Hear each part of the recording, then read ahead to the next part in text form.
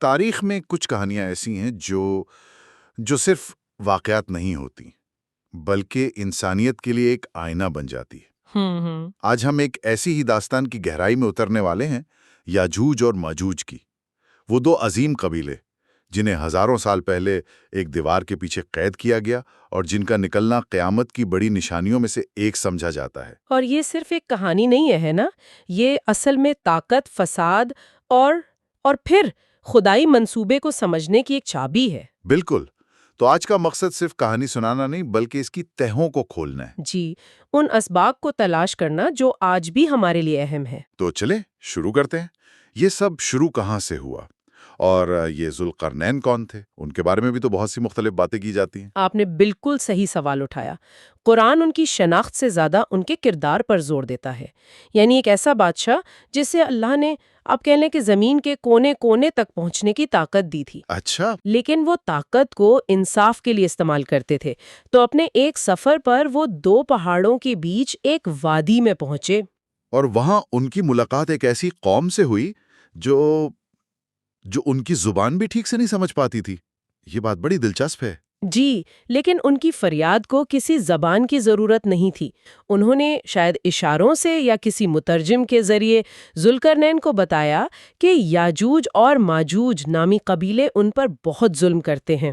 کیا کرتے تھے وہ؟ مطلب کس قسم کا فساد تھا؟ وہ جب بھی پہاڑوں سے نکلتے تھے تو سب کچھ تباہ کر دیتے تھے، فصلیں، مویشی، یہاں تک کہ انسانوں کو بھی بے دردی سے قتل کر دیتے تھے۔ تو ان لوگوں نے ذوالقرنین سے مدد مانگی اور انہیں پیسے کی پیشکش بھی کی ہے نا؟ جی، انہوں نے کہا کہ ہم تمہیں مال دیتے ہیں، تم ہمارے اور ان کے بیچ ایک دیوار بنا دو۔ لیکن ذوالقرنین کا جواب وہ کمال تھا۔ انہوں نے کہا کہ میرے رب نے جو مجھے دیا ہے وہ تمہارے مال سے کہیں بہتر ہے۔ بالکل، یہ ایک لیڈر کی نشانی ہے۔ انہوں نے کہا تم پیسوں کی فکر نہ کرو، بس اپنی جسمانی قوت سے یعنی محنت سے میری مدد کرو۔ تو پھر یہ دیوار بنی کیسے؟ یہ کوئی عام اینٹوں کی دیوار تو نہیں ہو سکتی تھی؟ ہرگز نہیں، یہ اس دور کی انجینئرنگ کا ایک شاہکار تھا۔ ذوالقرنین نے لوہے کے بڑے بڑے ٹکڑے منگوائے، اچھا، اور انہیں دونوں پہاڑوں کے بیچ کی کھائی میں بھرنا شروع کر دیا، یہاں تک کہ وہ ڈھیر پہاڑوں کی چوٹیوں کے برابر ہو گیا۔ پھر کیا کیا؟ پھر حکم دیا کہ آگ جلا کر اسے دھونکو۔ آگ اتنی تیز کی گئی کہ لوہا، وہ پورا کا پورا ڈھیر آگ کی طرح سرخ ہو گیا۔ ایک منٹ، یعنی وہ لوہے کو پگھلا نہیں رہے تھے بلکہ شدید گرم کر رہے تھے؟ جی بالکل، دہکتا ہوا سرخ۔ اور جب وہ اپنی انتہا کی گرمی پر پہنچا تو انہوں نے حکم دیا کہ اب اس پر پگھلاوا تانبا ڈالو۔ لوہا اور تانبا، واہ، یہ تو ذہانت کی انتہا ہے۔ لوہے سے مضبوطی اور تانبے سے شاید زنگ سے بچاؤ۔ بالکل درست۔ اس طرح ایک ایسی ہموار اور چکنی دیوار بن گئی جس پر نہ تو وہ چڑھ سکتے تھے اور نہ ہی اس میں کوئی سوراخ کر سکتے تھے۔ اور پھر بھی ذوالقرنین نے اس کا صحرا اپنے سر نہیں لیا؟ نہیں، انہوں نے کہا یہ میرے رب کی رحمت ہے۔ تو دیوار بن گئی، وہ قوم محفوظ ہو گئی۔ لیکن یاجوج و ماجوج، کیا وہ بس ہار مان کر بیٹھ گئے؟ نہیں، انہوں نے ہار نہیں مانی۔ وہ آج تک ہر روز اس دیوار کو توڑنے کی کوشش کر رہے ہیں۔ ہر روز؟ ہزاروں سال سے؟ جی، ہر روز۔ ایک حدیث میں آتا ہے کہ نبی اکرم صلی اللہ علیہ وسلم نے اپنی انگلیوں سے ایک حلقہ بنا کر فرمایا تھا کہ آج یاجوج و ماجوج کی دیوار میں اتنا سوراخ ہو چکا ہے۔ تو مطلب ان کے نکلنے کا وقت قریب آ رہا ہے۔ بالکل، یہ اسی طرف اشارہ ہے۔ لیکن اگر وہ ہر روز اسے توڑنے کے اتنے قریب پہنچ جاتے ہیں تو اب تک باہر کیوں نہیں آئے؟ کوئی تو وجہ ہوگی۔ یہی تو اس کہانی کا سب سے حیران کن پہلو ہے۔ وہ سارا دن خدائی کرتے ہیں اور جب شام کو وہ اسے بس توڑنے ہی والے ہوتے ہیں تو ان کا سردار کہتا ہے بس آج کے لیے کافی ہے، باقی کام کل کریں گے۔ اچھا، تو اس میں کیا مسئلہ ہے؟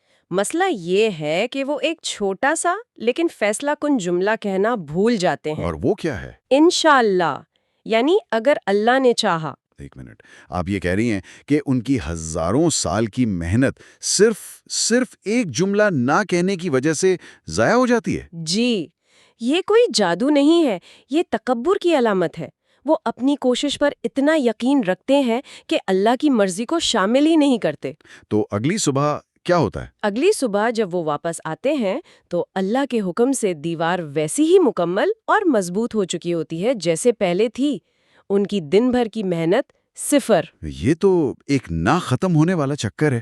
محنت، تکبر اور پھر ناکامی.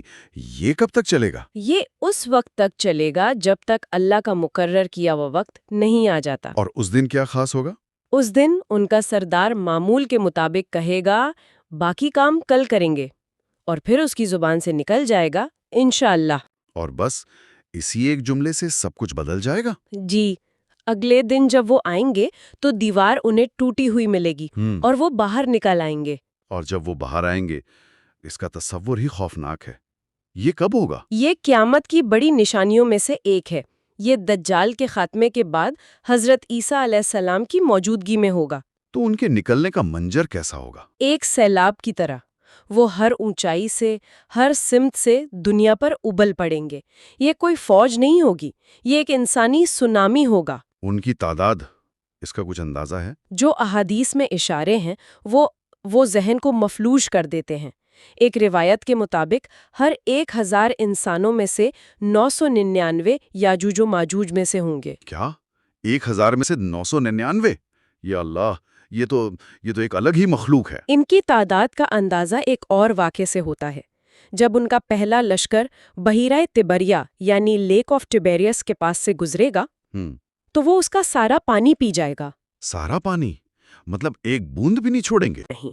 اور جب ان کا آخری لشکر گھنٹوں یا شاید دنوں بعد وہاں پہنچے گا تو وہ خشک زمین دیکھ کر کہے گا لگتا ہے یہاں کبھی پانی ہوا کرتا تھا.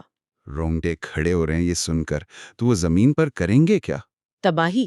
وہ ہر چیز کو کھا جائیں گے، جلا دیں گے، برباد کر دیں گے. انسان، جانور، درخت، کچھ بھی نہیں بچے گا. اور باقی انسان؟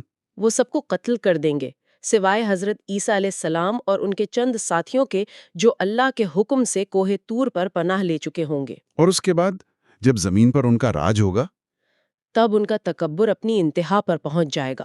وہ کہیں گے ہم نے زمین والوں کو تو ختم کر دیا، اب چلو آسمان والوں سے نمٹتے ہیں. استغفر اللہ. وہ آسمان کی طرف اپنے تیر چلائیں گے. اللہ تعالیٰ ان کے تیروں کو خون آلود کر کے واپس گرائے گا اور وہ جشن منائیں گے کہ انہوں نے آسمان والوں کو بھی فتح کر لیا. یہ تو مکمل نا امیدی کا منظر ہے. ایک طرف چند لوگ ایک پہاڑ پر محصور اور دوسری طرف پوری زمین پر ایک ایسی طاقت کا قبضہ. یہاں سے نکلنے کا تو کوئی راستہ ہی نہیں. جب انسانی تدبیر کے تمام راستے بند ہو جاتے ہیں تب اللہ کی قدرت ظاہر ہوتی ہے. کیسے؟ اس مایوسی کے عالم میں حضرت عیسیٰ علیہ السلام اور ان کے ساتھی اللہ سے دعا کریں گے. وہ گڑ گڑا کر اس عذاب کے خاتمے کی التجا کریں گے. تو کیا کوئی آسمانی بجلی گرے گی یا زلزلہ آئے گا؟ اتنی بڑی فوج کو کیسے ختم کیا جائے گا؟ جواب آئے گا، لیکن بہت ہی غیر متوقع طریقے سے.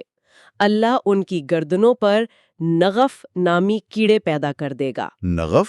یہ کیا چیز ہے؟ یہ ایک قسم کا کیڑا ہے جو عام طور پر جانوروں جیسے بھیڑ یا اونٹ کی ناک میں پایا جاتا ہے. کیڑے؟ اتنی بڑی ناقابل شکست فوج کا خاتمہ کیڑوں سے؟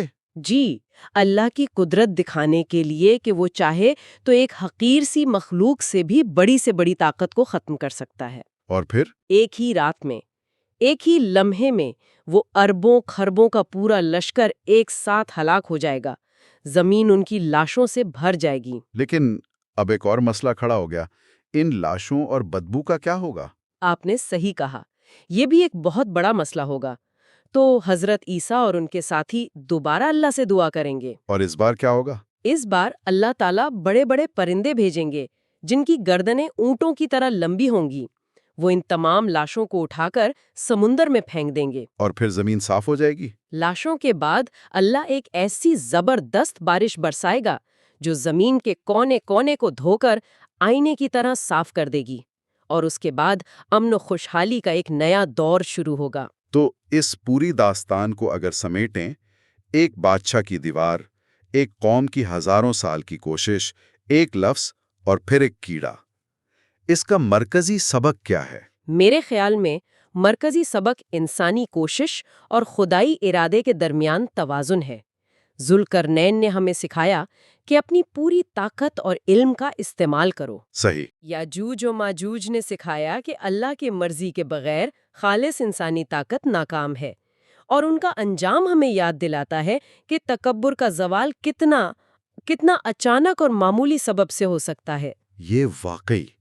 یہ بہت گہری بات ہے۔ شاید یہ کہانی ہمیں آج یہ سکھاتی ہے کہ ہم سب اپنی زندگی میں اپنے غصے، اپنی نفرت، اپنے لالچ جیسی قوتوں کو کسی نہ کسی دیوار کے پیچھے قید کرنے کی کوشش کرتے ہیں، ہے نا؟ بالکل۔